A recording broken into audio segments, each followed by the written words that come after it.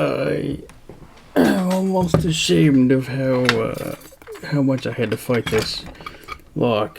This is take 40 or 50 or something. Perhaps a slight exaggeration, but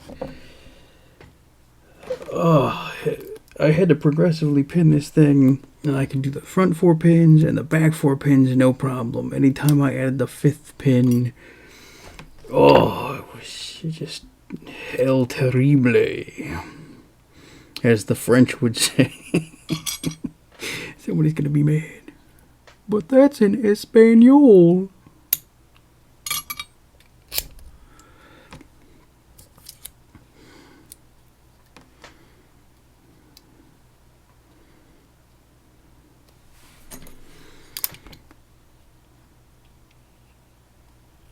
I got this lock without a key. I partially shimmed and partially picked it to get it out to make this key.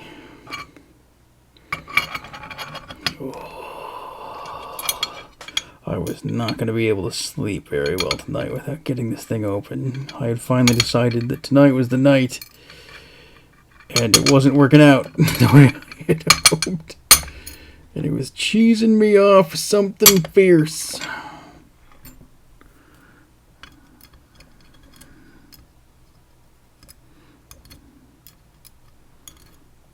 This is one of those locks that sits around and you feel like you should be able to pick it, and you just fight it. Here's a fun thing. 5 pins in the plug. 1, 2, 3, 4, 5, 6 holes in the Bible, and that almost very nearly led to a bricking moment. It did not, however. I was able to resurrect it, and all was good. These pins don't look as bad as they are. I don't know if it's like a tolerance thing, or because this lock is old and gunky, or whatever, or because I'm dropping springs everywhere.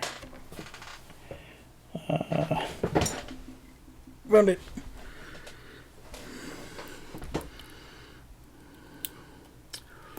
This one was given to me by George Jim, possibly because he hates me and wants me to suffer.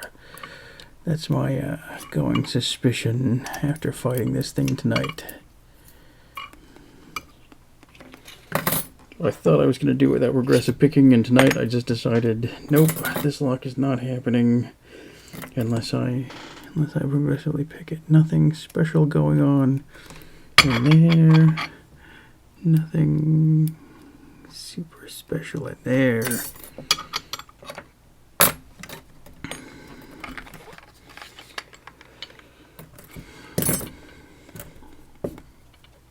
These GeGe pins, which are some kind of weird spool serration hybrid.